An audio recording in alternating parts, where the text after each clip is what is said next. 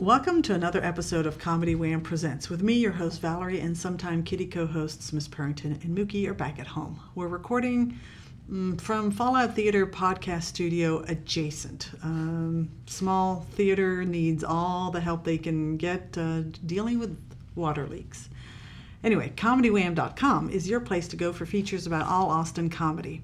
And if you haven't visited the website in a while, go check it out. We've completely redesigned everything. Everything is still there. Podcast, album reviews, show reviews, advice column, our listing of festivals from across the country and the world, our FPIA contest tracking page, which is ongoing right now, and my articles for the Austin Chronicle, thebarbedwire.com, and the San Antonio Current about the Austin and Central Texas comedy scenes. It's all there, and you can submit shows. That's our most popular feature, is the events page for live comedy shows in Austin, Houston, and DFW. 100% of the entries you see come from comics and producers. You can click the submit a show button, but actually now you can submit a podcast. You can submit a festival from that button and get that on our website. The button is somewhere. I don't know. It's redesigned. I can't keep track. Tag us on your Instagram stories and we'll share your show promo to our followers. We also offer paid promo pushes on Instagram. And speaking of events, come check out my new passion project show. It's called Improv Vintage. You bring a vintage item and watch it come to life in a fully improvised performance. We're at Fallout Theater on the first Wednesdays of every month at 8:30. Want to support these resources we provide? You can donate to Comedy Wham on Venmo or Patreon. Click the Support CW icon somewhere on the website to see the ways that you can help us. Our podcast was launched in 2016 to bring you funny people and their stories. As a fan, I like to delve into a comic's background and motivations, and will usually take a detour along the way. Sometimes, as evidenced before the recording, in the middle, I will just take a detour in a conversation. Consider the interview a way for you to get to know the folks that make the Austin comedy scene one of the best in the country.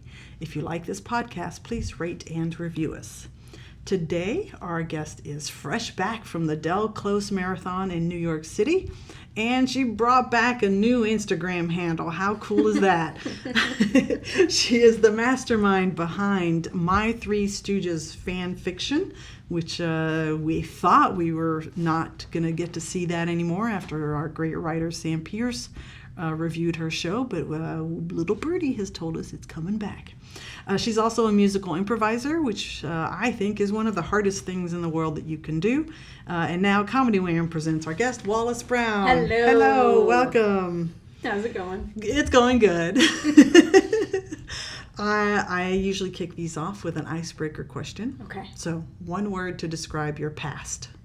My past. Mm-hmm. Okay. Charted. Like charted. I don't know. I think it's like you look back and you're like, oh well, I could have turned this way, but then I wouldn't have seen this and this and this. And it's like whatever. I look back on it analytically, so Yeah. I think charted is yeah. Okay. All right. Yeah, I guess. When we were doing the email exchange, I noticed the area code of your number. You grew up in the DFW area? Oh, yeah. Where? Arlington. Okay. All the I'm way. a Burleson person, Cool. which is why I'm in Austin now. Yeah. Not the best in the 80s.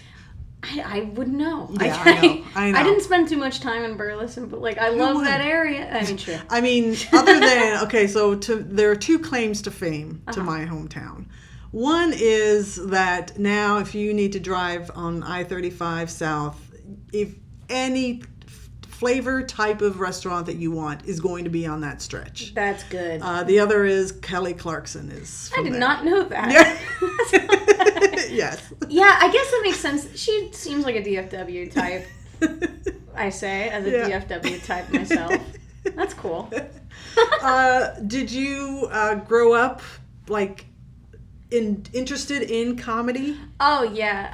I grew up in Arlington, the home of comedy. Yes, legends. I just watched a lot of I watched a lot of Mel Brooks growing up. I watched a lot of The Nanny, a lot of such a random combination. A lot of combinations. Obviously, Three Stooges has always been Always been a thing for me.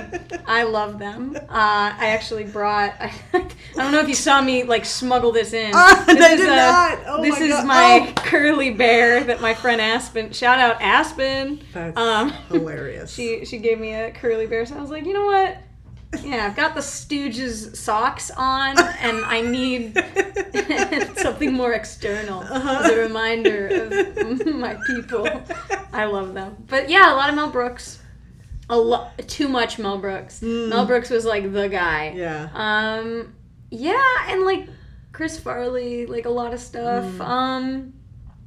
I was always interested in the stage, like for sure. I remember like the moment that I decided I wanted to be a performer, because I'd always been like in performance like in childhood, because my mom is like in the band of like the church that I grew up in. Okay.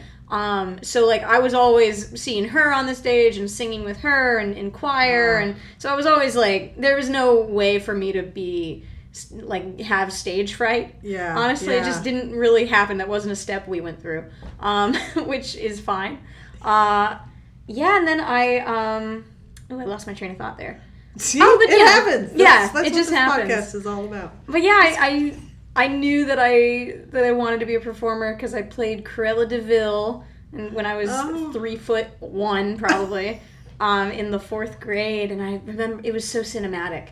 I remember like I was like in the middle of it, and I could see like the people looking at me, and I was like, oh my God, I want to be an actor. And yeah, and then I was always funny growing up. Like it was just something that was always a comment. My mom's funny, my dad's pretty funny in his way. Yeah, I guess so. I've always been pretty interested in it. So always with a bit of theatricality and it sounds like musicality. Yes. So now this musical improviser thing totally connects. That just kind of fell in my path because my friend Hayden Hartrick. Have you met him? I don't think I have. Okay, he was around for a while, but he lives in Chicago now. Okay. Shout out Hayden. We were about to graduate college, or he was, and I was in my last year. And he was like, hey, I'm starting a musical improv troupe, and I want you to be a part of it.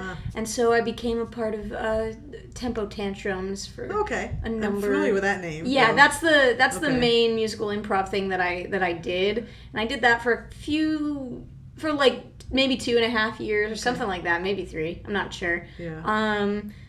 But yeah, and I do the once in a blue moon I'll do the improvised serenades at like a Doghouse show, and that's pretty fun. But it's so nerve-wracking. It really is, especially when you're out of practice with it. Oh my gosh, it's so terrifying because there's so much. Yeah, you get it. Yeah. Yeah. Okay, well, you went to Texas State. I stalked your Instagram. That's fine. I pieced everything together. That makes sense. Yeah. So you were part of that. Did you get into that whole, like, comedy association? Yes. Yeah, the great Garrett Buss legacy. Love that guy. Shout out, Garrett Buss. Always. Third shout out. Yeah. But... yeah, Garrett actually graduated the year before I did, so I didn't meet him until I was out of college, or almost out of college. Yeah. Like, it was really, late into ComAss that I joined. But I joined as soon as I got on that campus, and, I met Hayden, I met Clayton Chalman, I met Sam Pierce, and I love those guys, love those people. It was really fun. Did you do anything else before you went to school that was in this realm of comedy performance?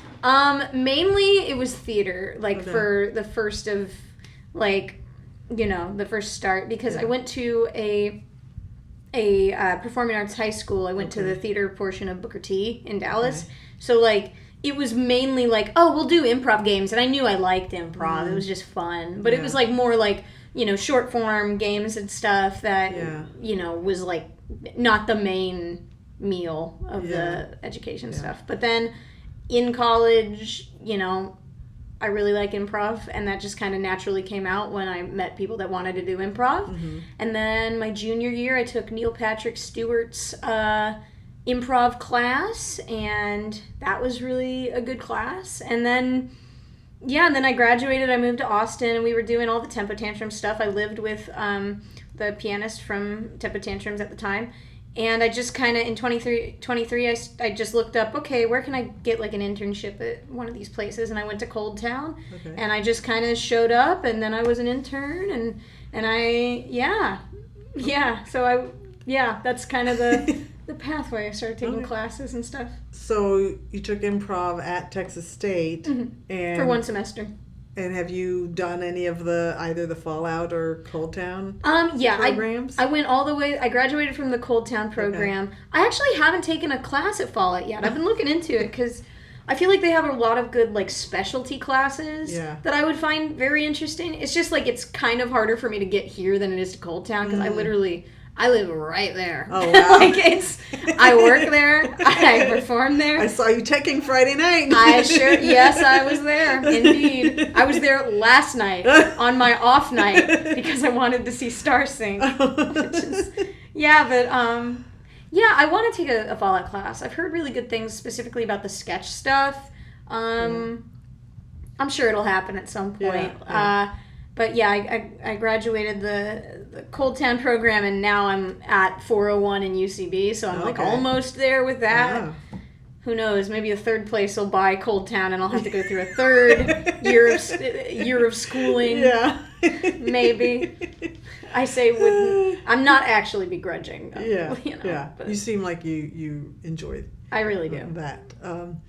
So yeah, it seems like I have noticed you more and more over the last year between. Yeah. I saw you singing. So it was a Doghouse. It was their courthouse edition, and you had a late breaking appearance. I hope you went on the good night. Damn, I hope you went on the good night. Oh my god. I mean, I went when they all went to the courtyard. Was it freezing that night? Oh, I don't think it was I don't think it was freezing. Man, that was such a so we had a really cool idea. It was a cool show. But like everybody brought a PowerPoint. And it's not like a PowerPoint show. Yeah. So like I had to sit in the audience the whole time because my whole idea was, I'm going to appear from the audience when they're about to sentence him, and I'll be the main juror, I guess. Yeah. And like I'm sitting in this audience and I'm looking around, I'm like, oh my god, they're gonna like fall asleep. Like it was so long. And like everyone had like a cool concept, but it was all PowerPoints, and they were so long. Yes. Like we could be tighter. We can be tighter, y'all. We've been doing this a minute. Can we tighten it up? But yeah, I've talked to them about it. But like I had to sit through that twice because we had two shows, and the first night I forgot all of my words to the song. Like good thing you're an improviser. Yeah, true. Yeah, and then I've seen you in other random spots, and then, when you started coming out with the fan fiction. The Stooges fan fiction. So crazy. I don't want to burn through all of my questions because I try to pace myself to this prompt thing is in the middle. All right. I don't know. Maybe I should. No, it's too early. All right, let's drag out. Okay. Whatever you think. What is your favorite comedic memory from all of the theater productions that you did before you left for college? Before college? Yeah. Okay. Oh, no. Oh, what is it? Oh, that's... I don't know. It was something where it would be like...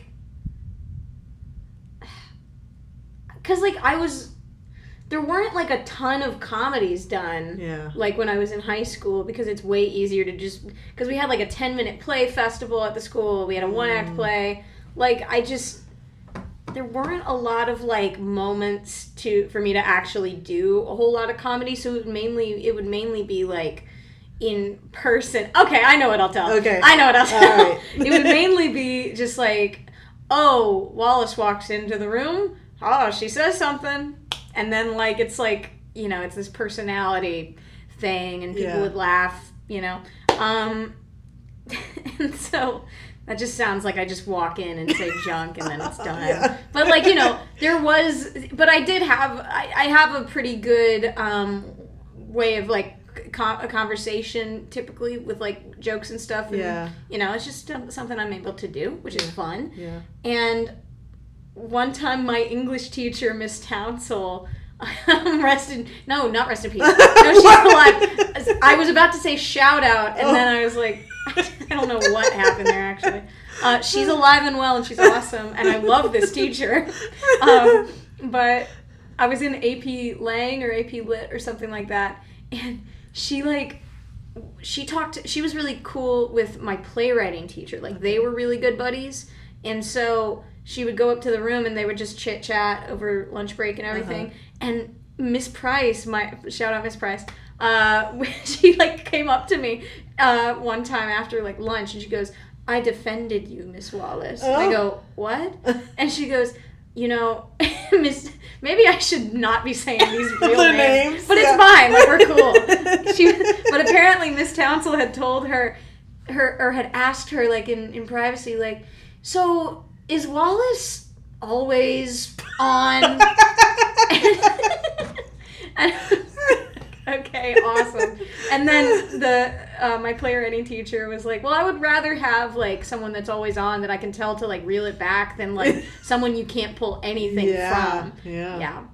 That was pretty good. That's great. But that's like that's the memory that pops up because I didn't really have like a lot of comedic roles growing up that I can remember. Mm-hmm. Yeah. Yeah. So were you like class clown? A little bit. Like, it's weird. I'm very respectful of authority. Class clown. Like, okay. Like, I will not interrupt class. I will not interrupt. I refuse. I'm the same Before way. the bell rings and after the bell rings. Yes. Like, the most is like a little like if you're making a joke and then the teacher like rounds you all in and is like, "Okay, come on back," and then I'll be like, blah, blah, blah. And then I'll be there. My hands are on the desk and I am ready for class. But like, you could potentially call me a class clown, but it's only when it's my turn to speak. Yes. Yeah. Have you ever dabbled with stand-up? Yes, okay. I do stand-up once in a blue moon. I'm trying to get back into being more consistent. Oh, okay. I took Rochelle McConico's class, and it was really solid, and it got me writing, and it was awesome. I had like 10 whole minutes from just that class, and then the class ended, so it didn't come back for a while. Yeah.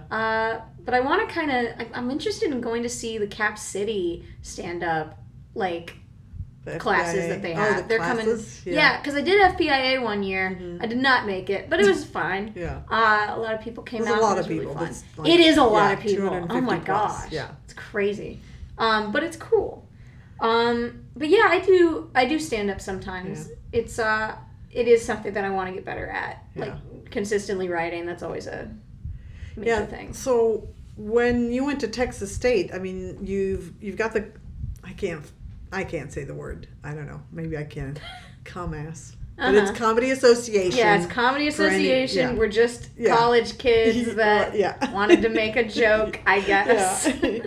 Did you get to like see and practice and dabble in all of the things? Yeah, like I did a little bit of sketch. I did mostly improv, and then I'd show up for stand-up meetings on Wednesdays sometimes. Like, it was just, I don't know. The thing is, they would always hold the Comedy Association meetings, like, way up campus, and Texas State has a lot of hills, so they were holding it, like, right at the base of, like, Alkek, which is, like, for those of you that don't know, Alkek is a library with a massive amount of stairs, and it's all on a big hill, and I didn't live on campus more than 1 year, so I was all the way somewhere else, but...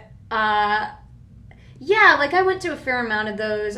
My first ever like open mic thing that I ever did, my first stand-up thing, because I've been going to like the meetings for literal years, and it just like I just never got up there. I was too chicken scared. I was too chicken scared. This is not a G-rated. Chicken shit. Yeah, thank you. But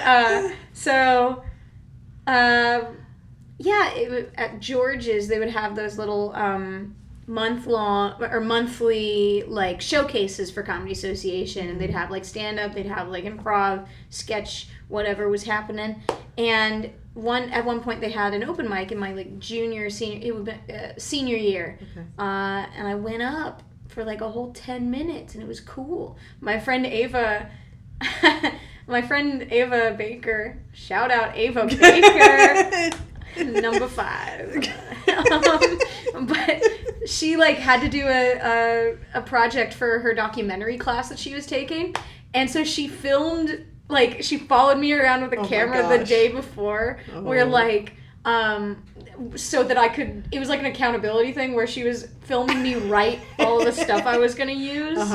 And that's somewhere on YouTube. It's called either Volumentary or something like that, but there's a sneaky little stand-up documentary about me floating out there. Funny. It's okay, fun. Let's see if I can find that. It might take some digging. She might have changed the name a couple times. Yeah, it's pretty fun. So how did, at that point, like, how did stand-up rate versus improv versus theater versus tier list singing? Yeah. Let's see. So singing is like the thing that I could do my whole life. Wow. Like that was just kind of the first thing I ever did, because it was just, we went to church, and like my mom was in the band, and I would sing harmony with her sometimes, and like it's just, that's kind of the thing that's like the thing. Yeah. And then acting is something that I miss a lot, because I really haven't been in a ton of like theater since graduating. But I did get into a show recently over at Working Poets. Okay. August 1st and 2nd. It's called Girlhood. Oh, okay. Congratulations. It's pretty cool. It's devised, too, so that's really fun. I don't know what that means. Oh, devised is like, you don't go in with a script. But, so we're using a lot of improv in that. Okay. Improv is rampant in devised theater. You just kind of come up with the world of the play, with the ensemble. It's very ensemble based. You have to have a good ensemble. Sure. Yeah, I've done a fair amount of devised theater. Like, okay, ranking. I guess, singing, improv, because improv is like I love improv so much. Yeah. Because I can feel like my gears turning in my head, and it's just, I love improv. And when it goes bad, it goes bad. But it's like, a lot of the time, it'll go something good. Yeah. And I just, that's kind of my favorite, like, comedy-wise, that's my favorite thing. Although I love watching sketch, and sometimes I watch stand-up. I like stand-up a lot. It's hard for me to be in an audience. Like, it's just hard for me to sit still that long, which is another reason why I really like improv. Yeah, sure. Yeah. And then, so singing, theater and improv are like, they're like fighting for the top at every time, even though I do one way more than I do the other, but, And then stand-up and sketch, stand-up's hard. Yeah. Stand-up's, those two are kind of, they're both in sketch is a difficult position too. So, like, I'm trying to get into writing sketches a little bit more. Like, I have a lot of, like, musical sketches that I've done, but not a ton of, like, just straight up, like, SNL style sketches. But I do enjoy it, and it's, Do you think that you like where those rankings fall for you is driven by how much you love improv and I guess maybe the devised theater type concept so much, you love those so much, that if you don't have to quote unquote memorize something or write something down to then recite it, that's just, It very well could be something like that, like the freedom of just going out there and making it happen. But I really love the security of having something written. Yeah. Like with Stooges, like, even if there are a couple showtimes where I really was not feeling well going into it. But at the end of the day, I know I wrote these jokes. Yeah. I know typically where the laughs fall. If it's a dead crowd, it's fine. Yeah. I know that I wrote good stuff. It makes me laugh. I can look at it and be like, I remember writing that. It's funny. Like, it's so weird. I think it's just, I'm trying to get more consistent with writing overall, because I know that I'm a good writer and I should be doing it more. So I'm hoping to like get into like a writing group or something, like go, I don't know, just for like accountability and stuff. Yeah. Yeah. Or you just keep having fun. That's true. Yeah. Because I mean, path of least resistance. But there's very little money in improv. Well, that is true. Yes, That's fair. That's fair. Trying to be very like enterprising about all the stuff that I do. Yeah. Because it's just like I have a lot of engines going, a lot of like spinning like plates and stuff. So I'm trying to like, improv is something I don't need to like put focus into. It's just I show up and I'm there with the gang. And then like with everything else, it's like, if I like put in like 4 solid weeks of like writing and like going to open mics, like I could kind of level up a little bit, and then I could work on guitar, or I could work on, if I could just focus. That sounds like that's awesome. The hurdle. Oh yeah. Oh yeah, I'm hopefully going to receive a prescription soon. Hopefully, fingers crossed, please. Yeah, that's tough when you are like such a hardcore creative. Is the spinning plates. Yeah, it's they in the old timey days they would say you can't you can do one thing really well. You can't do many things very well. Yeah. I totally butchered that phrase. Is it like the master of none? Yeah, yeah. Something. Guy of all, master we'll figure of none. It out at some point. Yeah. It's important. Yeah. Yeah. So when you're dabbling in lots of areas, it's hard to be an expert at any one. Yeah. But maybe the thing is really it's hard to be paid in any one. It's true. Yeah. It's true. The creative arts are not typically well paying until, True. Until you defy all the odds and stuff. And like, dang. Yeah. I really do have to defy all the odds soon. I'm on my like 3rd year of teaching. Are you teaching? I do. I teach. Oh, what do you teach? I typically improv. Okay. Perfect.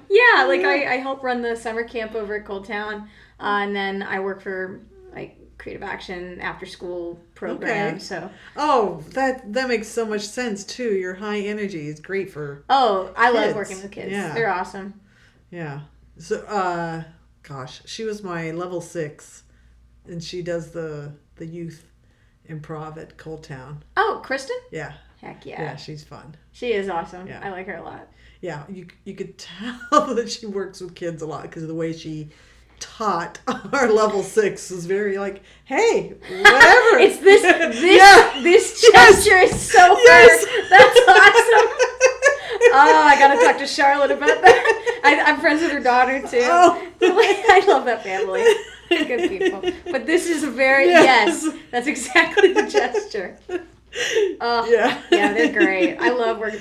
Excused absence makes me really happy, especially in the summertime. Yeah. Yeah, it's just, there's nothing like just like being the boss of Cold Town. Like a whole theater. But, you get them at a different time when it's summer camp because they're not all worn out. Because at the end of the day, when they get to creative action, which is after school, it's like, they've already been in class for 7 hours. Yeah. So they're just like, I don't want whatever this girl is trying to teach me. Like, I don't know what improv is, even though she explained it like earlier in the semester. Yeah. And we've been doing it all year. But, but they're there for it typically in the summer, which is nice because you can really get a lot done. Yeah. And I would think that unlike teaching adults who are pretty leveled out, they are where they are. Yeah. There's not going to be, you're not going to have the sudden flower. Yeah, they've got to do like a whole enlightenment thing to get to that point. And it's so hard to do that. Yeah, but with kids, it's probably a little easier to see, oh my gosh, this person came in, they just wanted to sit in the corner and not participate, and then by the end they see you're having fun, and they're like, maybe I want to try fun, and then they'll join. I love that feeling. Yeah, I really do get a lot of cool moments with the kids. I really do. Like, it's good stuff. Like, I want to work with kids, like, in some capacity, probably my whole life, just because I care about them. Yeah, and I'm also a story wrangler. I know what that is. That's amazing. So fun, and it's more up my alley. Like, I'm a pretty decent teacher, but it's like, it's very taxing. It just is, and I get so worn out with the lesson plans and everything. Which, if I could focus, I could like really just like write a curriculum and then be done, you know, and then I could just like pull it out and be like, okay, we're gonna do and it'd be fine. Yeah. But with Story Wranglers, you know, it's with kids, it's doing something, and it's performing and songwriting. So it's literally just the highlight always. I love Story Wranglers. Yeah. So I'm trying to like get myself to the point where it's mainly performance stuff. Obviously, that's the goal. Yeah. For me. Yeah. Yeah, I mean, I understand now why stand-up and maybe sketch are lower on the list. Is like you're lighting up at those other things. Because it's just like, it's very spontaneous, too, versus like, oh, I'm building an hour. Like, I'm writing another hour of material, like, for a different thing. Sure. And, like, it's a long process. Whereas Story Wranglers, we get the stories, we write the songs in less than 24 hours, and I always do that, because otherwise, like, you really do drag throughout the week if you don't have a song to look forward to, you know, and I love writing those songs. And then, like, by the end, like, the show's done, and it's recorded, and you have, like, evidence that it was awesome, and it's more, I don't have a lot of patience, unfortunately. Yeah. Okay. But hopefully sketch and stand up, not hopefully, I'm working on it actively. Yeah. You know, I went to an open mic the other day. It's fine. I'm working on it. Yeah. At your pace. Yeah. I want to sign up for a sketch class soon, too. That'll be a while, though. But yeah. All right. Well, let's take our little intermission break here. Sounds good. And so this is where should we begin? And there's 2 cards here. You're going to point to one of them, and I will read that one to you after you read the other one to me to answer. So we're both going to, suffer through the pain of this, or it should be fun. But yeah, go ahead and point to one of them. I choose you. Okay, I will read that one, and you can read that one to me, and sounds good. We'll see what we've got. Okay, a story people tell about me that isn't true, but I don't correct. That's fun. I feel like I recently had that one. I bet you my cards got messed up. The people tell them about me that isn't correct. I feel like there is something. I have a... I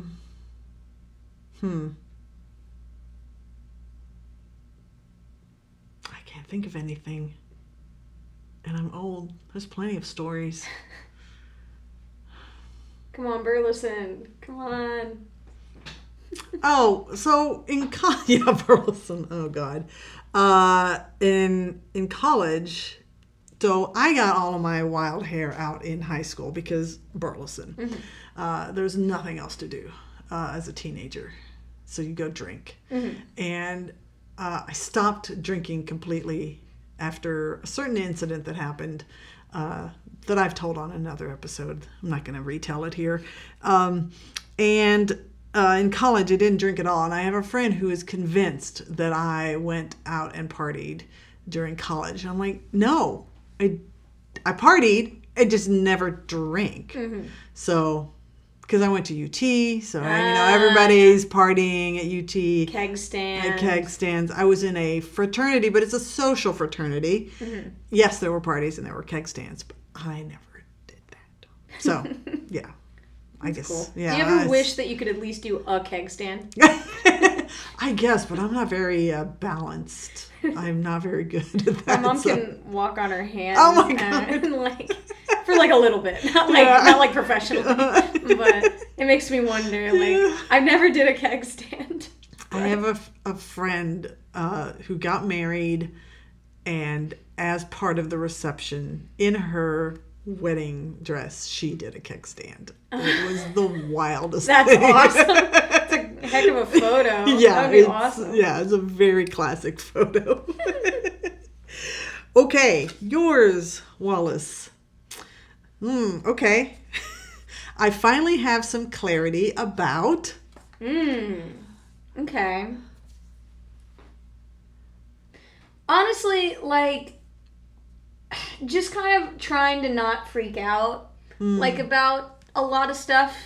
Like just trying to, like, do a bunch of just things that are, like, things that make me happy and are going towards the future that I want, which is literally, they're the same path. Yeah. And, like, I just, I don't know. I've just felt, this year I really felt like, okay, I want to start making stuff happen because I know that stuff is supposed to happen. Yeah. And it's like, it's been nice because I got that feeling in December and, like, it just didn't go away. I was like, no, this is the year that stuff starts to happen and I start kind of locking in. I know it because I'm about to turn 25, July 13th, Ooh. 2001. But yeah, you know, it's a big year. 25 is big. Yeah. And I want to, you know, like, it was really cool to be able to do Stooges, my first ever one-woman show, like, before that. Like, it felt good to have something to point to before, you know, turning 25. It meant something to me. And it just made me really, like, you know what, a lot of it, honestly, just how much we kind of try to, like mute everything that's going on around us and everything. And I think I have a problem with, like, feeling in control of things versus not feeling in control of things. And that's because I was coddled. I was coddled as a child. So, like, didn't get, like, a good amount of experience with handling problems in a non-anxiety inducing way. Sure. So it's something I always have to kind of be like, it's okay. Like, you know, you can do this and this, and if you just do those steps, then this thing will be done, and it's okay, and you can look at it and you can be like, oh, that's done, and it's great. So I think I've just kind of, like I need to start, like farting around, it feels like. And I you know, because I've been I've been a stoner in the past. I'm going on a tolerance break on Monday. Okay. And that's so tomorrow. Convenient that I would think of it, like, as further away than it is. But it's just kind of time to take a break. Because I feel like that's really my one, like, vice. Because I'm not much of a drinker. I just am not, because it'll wake you up in the middle of the night. I don't like that. Sure. And it feels gross. You know, once in a blue moon I'll drink, but, you know, with stoners specifically, it's hard to combat the symptoms of ADD that I have had my entire life. So it's kind of hard for me to, like, you know, even feel driven enough to do any of the stuff that will make me feel good. Yeah. So it's, like, hard to... It's really just not serving me anymore. So I've had a lot of clarity about that recently. Going to New York helped that. Because I was just like, oh, man, it's not really enhancing this experience. It's kind of just its own experience on top of walking around Central Park. Yeah. Like, I don't know. So I think that specifically, getting this one thing out of my way and, like, just changing my relationship to it, because I've been a stoner since I was, you know, in freshman year of college. Classic. Yeah. So it's cool to be able to be like, okay, well, starting Monday, I'm just gonna do this just to see, like, because I know I'll feel better. Yeah. I know I'll feel less like I'm just so cozy, you know. It's not needed. It's not needed because I feel like crap when I'm not doing anything. Yeah. I like walking around. The thing that I mainly do when I'm in that kind of scenario is walk on the treadmill or go walk outside or walk to the gym. That's those are the things that I do. So it's like, clearly there's some disconnect on like what should be happening. So I think I've just been very self-aware recently about just what needs to happen this summer, because I feel like there's just a lot that I just need to put myself out there for. Like I've had a pretty productive weekend. I had a audition, I had a rehearsal, and it's just like, oh yeah, I just get to show up, and I don't know, a fair amount of people enjoy like seeing me perform. Yeah. They've seen me perform. Some of them have seen me perform, and they already have that experience of liking me, so they're like, oh, right, you know, just showing up and stuff. Yeah. That was very long-winded, but it was, but you know, it's at 25, you know, there's so much ahead of you. Yeah. And realizing that you should allow yourself to pursue the things that bring you happiness, and break up with the things that don't necessarily bring you happiness and or detract from the things that bring you happiness. And, you know, in stand-up, improv, whatever creative arts, I always have like a bit of joy and happiness when I hear somebody just kind of realizing that, oh, I am going to allow myself to do the thing that I really enjoy the most. Yeah. And then they end up blossoming by making that choice to pursue those things. And, you know, yes, would it be great to be financially independent and wealthy and whatever? Sure.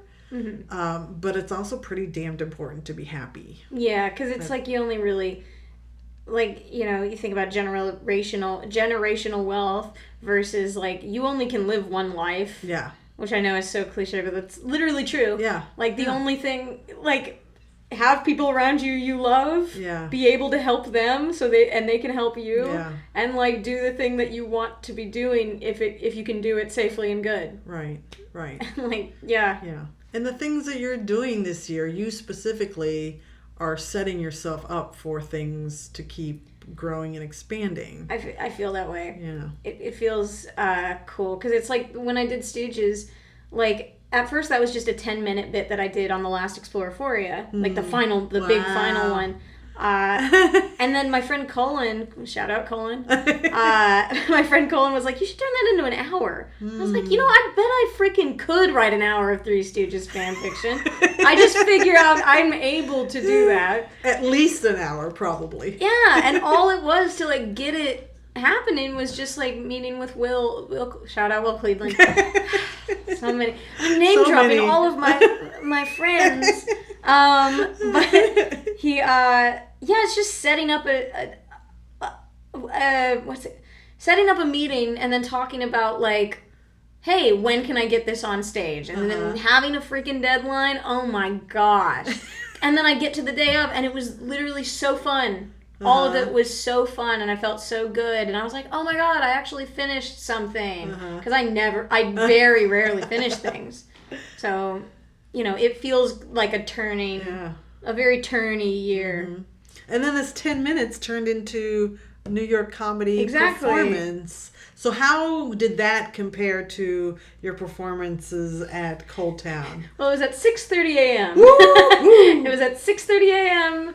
In New York City the night after the Knicks won. Oh, man. So there was about, you know, a good 10, 12 people there, which was fun. Die hard. Because it's like, yeah, and I stayed up for 27 hours that night. Wow. Because I knew there was a bunch of cool, fun stuff happening at night. And then I'm going to wake up early for 5, like, get it ready. The choices are either stay up super late and then stay at the theater and just marathon a bunch of shows and then do the show, or go to bed, miss everything, and wake up early and walk at 5 a.m. to the theater. No, it's a 30-minute walk. But it compared, like, I mean, that first Stooges was, you know, my favorite, like, performance of it, because it was just so exciting, and a lot of people came, and we just all had such a great time, and it was just such a good night for me that that's a top one right there. Yeah, and based on, you know, I read Sam's a review of it, and it just sounded like so much fun. And I'm sure the people who, knew anything about the Three Stooges were like, this is nothing like what I thought it was going to be. And that's fun. Yeah. When there's a little bit of subversion to, a classic. Yeah. A lot of my friends that are Stooge fans, they were just like, I did not expect, that was so fun. That was so fun. I was just really happy that not only are people that don't like the Stooges, or that haven't been exposed to the Stooges, enjoying this, but also people know I'm not making fun of the Stooges. Yeah. I love the Three Stooges. I watch them constantly. I watch them on a weekly basis. I never want people to think that it's something that's making fun of them. It's just a different universe playing with these characters that I love very much. It's like playing dolls and then writing it down, kind of. Yeah. I don't know where I was going with that, but you get it. Yeah, I get it. So where do we go from here with the Three Stooges fan fiction? Well, so it's going to be in, what's it called? Austin Sketch Fest, which is really exciting. Congratulations. Thank you. Whole 50 minutes. So I'm going to have to delete something, but because it's usually, I don't know. I think it'll be a little flexible probably. I don't know. We'll see. But it's coming to Austin Sketch Fest at Cold Town. And then July 17th, which this will come out after, but that is fine. It's going to happen at Cold Town again. The thing is, Stooges is great because it was something simple for me to write that kind of broke the seal of me putting stuff out there. Yeah. But I can never make money with that shit. Because it's copyright infringement. Every fan fiction is technically copyright infringement. Sure. So it's kind of I am trying to write an hour of completely different stuff. Yeah. I'm gonna call it Wallis Brown Traps You in a Room for an Hour. I really like that title. That's a great title. Nobody steal that. But yeah, it's going to be pretty good, and it's variety, and I really need variety, so. But Stooges is not something I can, tour with, probably, which is fine, because I'm going to film it on the 17th, and I'll have that, and it'll be really well done, and it'll be good, and I can kind of move on and just focus on it happening at Austin Sketch Fest, and I don't know. It's hard to not see a future with it because I really do love the show that I wrote. Yeah. I was thinking of writing a few Halloween things, but I'm not even going to be in town for Halloween. I'm going to be in LA. So I don't know. It's hard to be it's probably going to die this year. It's going to be over. Yeah. But I mean, realistically, I don't want to get sued. Yeah. Please don't. What are they going to sue you for? I don't know. Just how dare you? They're going to sue you for your little curly bear. Yeah, they're going to be hey, Toots, you cannot make money off of semi-erotic fan fiction. It's not erotic. It's comedy. But Kristen, from Excused Absence, she was like, hey, would you want to do one of your fan fictions for the youth festival? I was like, no. And then Will was like, I think it's erotic. And I was like, no, it's not erotic. It doesn't really cross that bridge. It's salacious, sort of. It's risque, but it's not erotic by any sense of the word. I don't want people to get the wrong idea of I have to check the article because I think I got that impression. Yeah, I think a lot of people got that. There are it gets risque. It does delve into that sort of thing, but not nothing graphic, nothing you could even get a clear idea to make it erotic. So thank God. Because I don't want to write smut. That's not something that I will dabble in, I think. Are you going to LA for performance stuff? No, actually, but I'm trying to. I've never actually been to LA. Oh, okay. So I'm going with my best friend Jasmine. Shout out Jasmine. And we're just going from like the November 26th to like October 26th to like November 2nd or something like that, November 4th. I really do want to kind of see some sort of comedy sort of deal, like go to an open mic or something. Yeah. Want to is a harsh word. Yeah. I don't know about that. I'm sure Garrett will point you. Yeah. Thank God. Yeah. Thank God for Garrett. Yeah. Like he will. But yeah, I didn't check out any like open mics in New York while I was there, but I think I was just worn out because it was a whole weekend of it. Really great shows though. Yeah. Yeah. Do you have a favorite? Do you want to shout out a favorite? There was. I keep forgetting. Totally. I keep forgetting what this troupe's name was called, but they were so funny. I just really enjoyed them. So if you were in the DCM troupe, that was like you had like a legal name. It was like something to do with like a jury or something. Like it was like a legal themed name. You were awesome. Wow. I enjoyed watching you for that 25 minutes. That sounds like something I would really like. It was cool. It wasn't even really themed. Like the show itself that they did wasn't themed, but it was just the name. Like lawful something. Yeah. I don't know.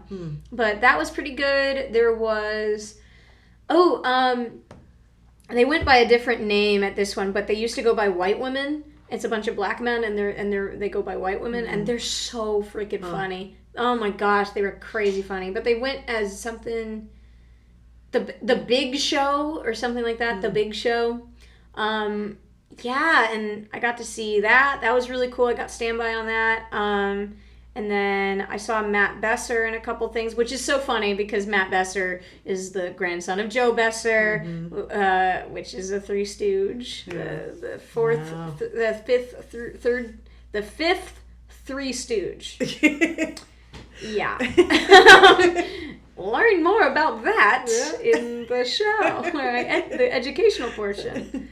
Yeah, a lot of good ones. There was a 2-man movie, which was just really good. These 2 guys in suits, and they were really sweaty, just running around making this movie. It was awesome. Wow. That was a really good one. I saw that the last, Sunday night, the last of it.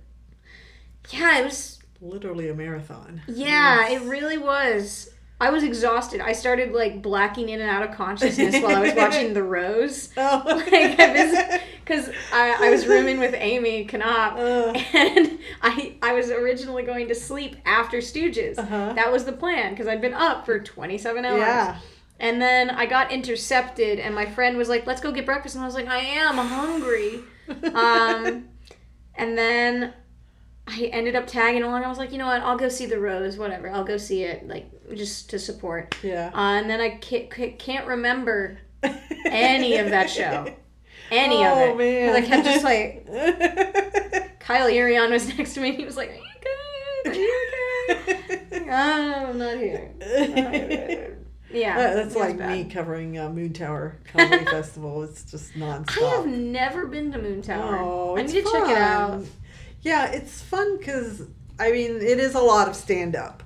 But they do bring in, you have to go to Stamptown. I still have not seen Stamptown. I know I have to go see Stamptown. Everyone has been saying that, and I know I'd love it. And yes, you would absolutely love it. Yeah. And the good thing is they usually do it every single night. So that's good. There's plenty of opportunities to see it. I'm excited for next time. Yeah. Because I need to see it. So they do, stuff outside of stand-up. And they had, I forgot the name of it, but there's actually a musical improv show, and it's an ongoing podcast. So Off Book? Yes, I love Off Book. Off Book came this year. That's right. I saw they were in town. I love them. Yeah. Zach Reno and Jess McKenna. Yeah, I didn't see them this year, but I had seen them. They came to Moon Tower. I think it was maybe the year that they came back after the pandemic, and it was great. It was so much fun. So that seems awesome. Right up your alley. They really,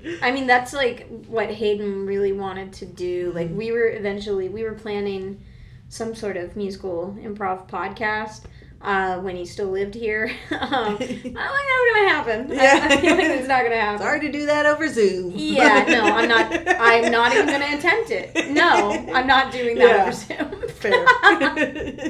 Yeah. Yeah, so there's plenty of stuff that is, you know, non stand up that's enjoyable. Mm-hmm.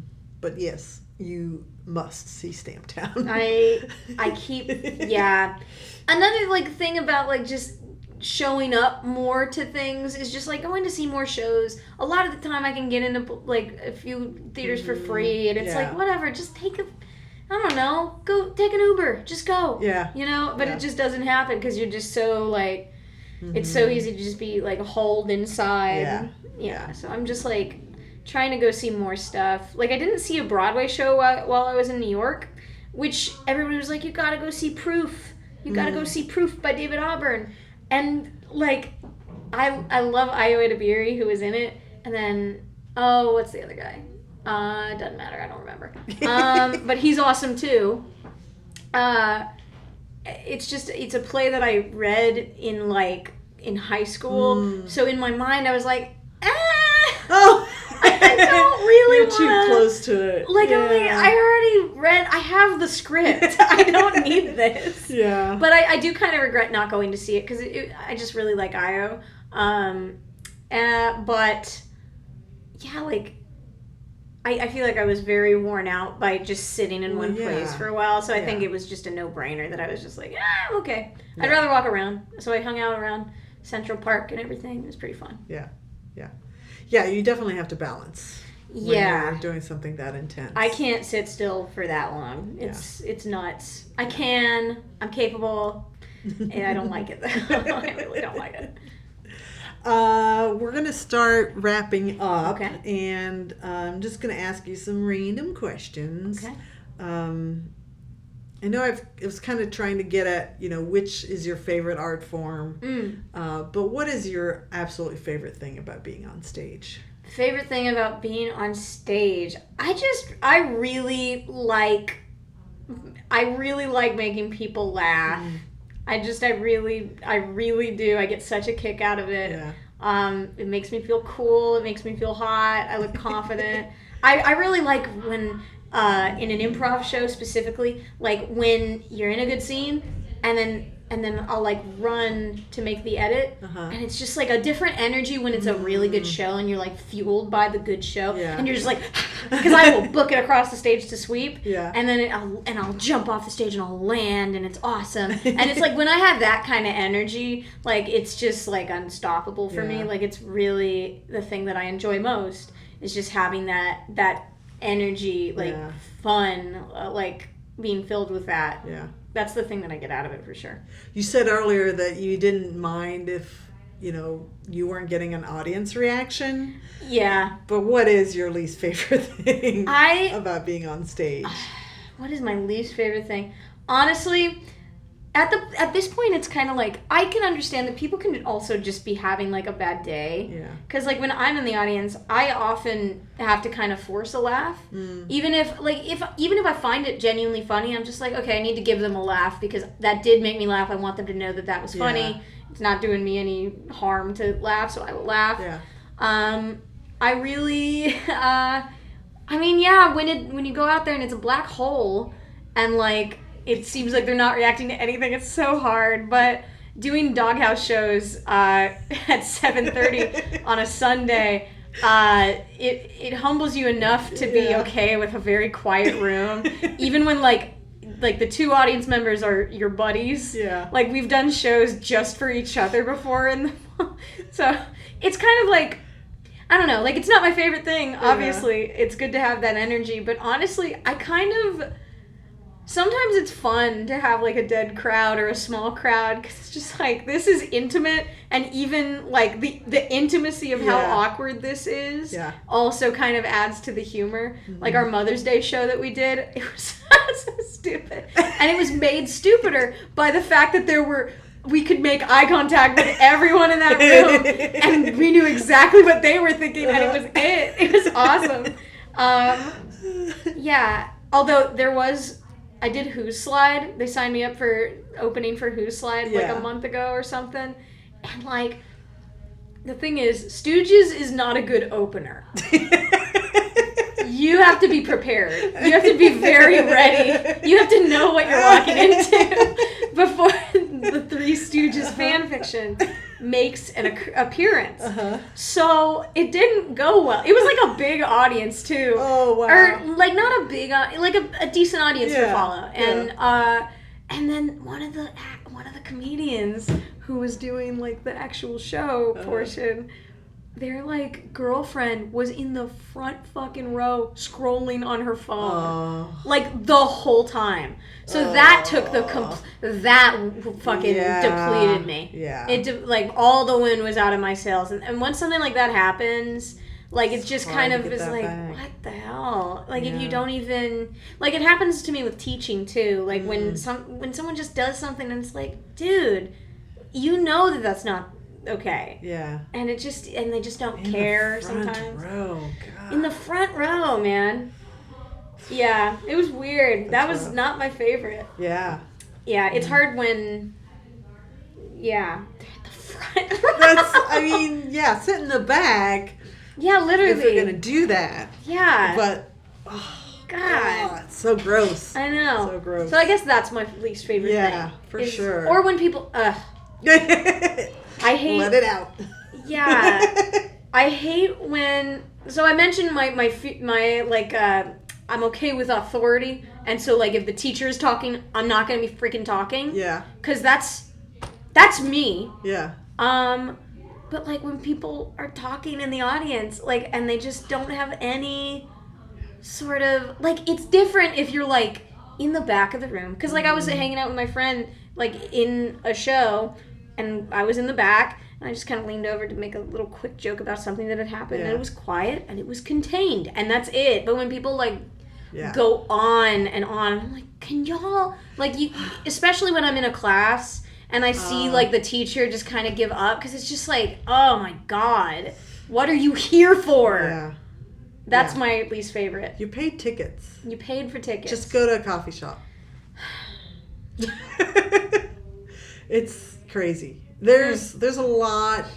I mean, Austin is supposed to have really good comedy audiences, but I think the dark side of Austin comedy has brought over some badly trained audience members.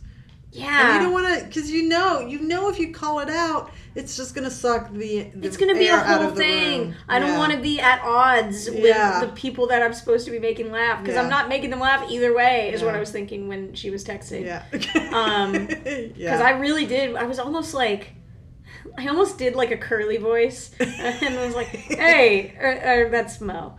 If I almost did a Mo voice, and it was like, hey, kid, get off your friggin' phone. Doink.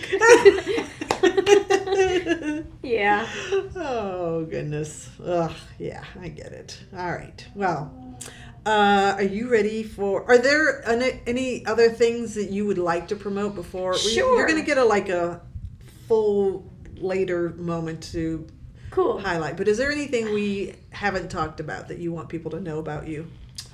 I'm slowly but surely writing like an album. I'm calling it The Envelope Musical. Oh, okay. It's like all about and it's envelope stuff. It's pretty fun though. I saw again stalking your Instagram. Yeah, totally. I saw the envelope. I posted one of the songs there. So I don't know. That's kind of like one of those projects that's like, that's gonna be something. It's songwriting. It's personal. So it's like it'll take whatever time it needs, and I can focus on like different little things. Yeah. The 19th, which might align with when this is coming out. I have a show at Cool Town. Let me pull this up. Okay. The guy that's running it is my buddy.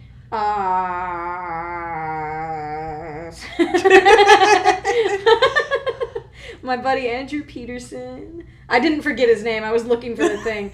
But 8 p.m. the Cold Town Cabaret. Okay. It's a character show. So it's me, Brian McConn's on it, Andrew's on it. A few people are on it. I think Becca Safarian. Is that how you say her name? I don't know. But yeah, a lot of good folks are gonna be on that show. I'm trying to get more into character writing because I do I don't know. I would love to be on SNL someday. That'd be awesome. Yeah. So July 19th, 8 p.m. Cold Town Cabaret. And then come see me in Austin Sketchfest. Yeah. It's all on there. And then keep your eyes peeled for Wallis Brown traps you in a room for an hour. Great. Which I guess is also what this could be called. Yes, that's true.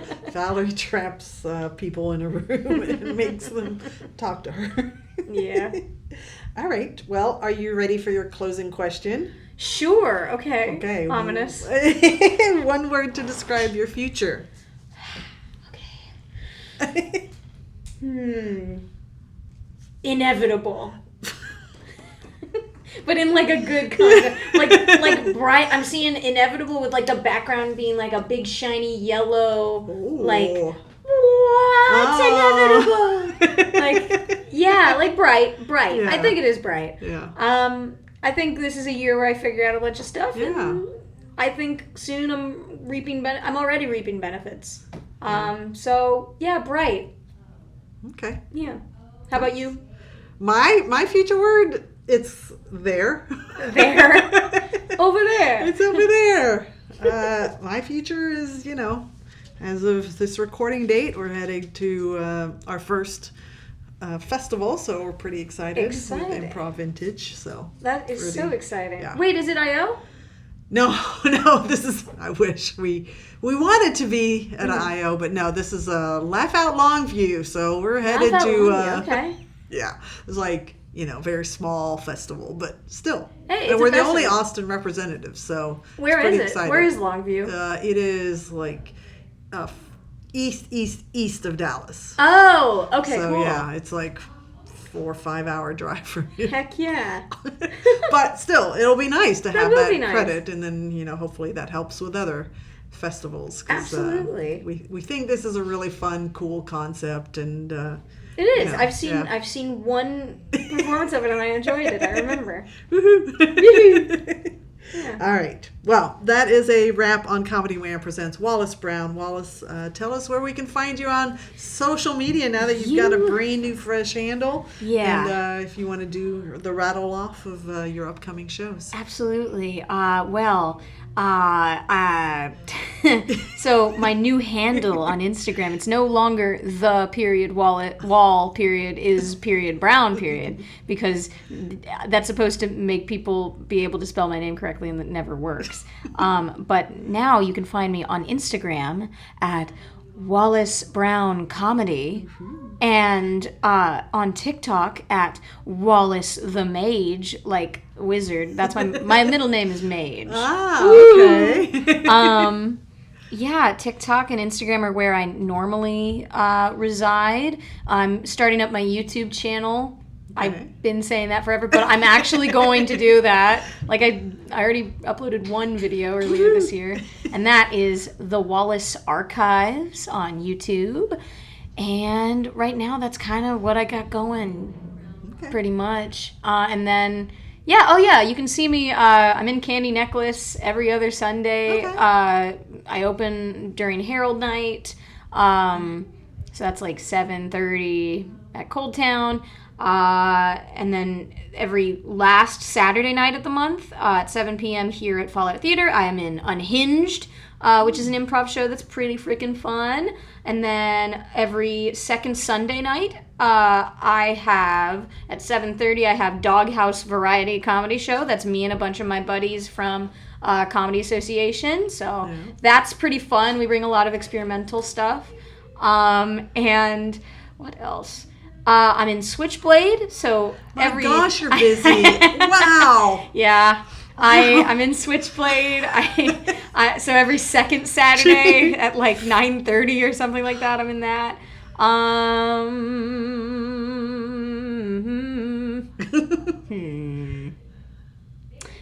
I know there's something I'm missing, but I'm gonna leave it there. It'll be in the little recap it's in the article. Ether. Yeah. Okay, that's amazing. Well, we hope you've enjoyed learning about how Wallis got to be the comedic genius that you heard today, just as much as I have. This has been Comedy Wham Presents Wallis Brown. I'm Valerie, and that's been funny. Thank you so much, Wallis. Thank you so much, Valerie. Wham! Wham!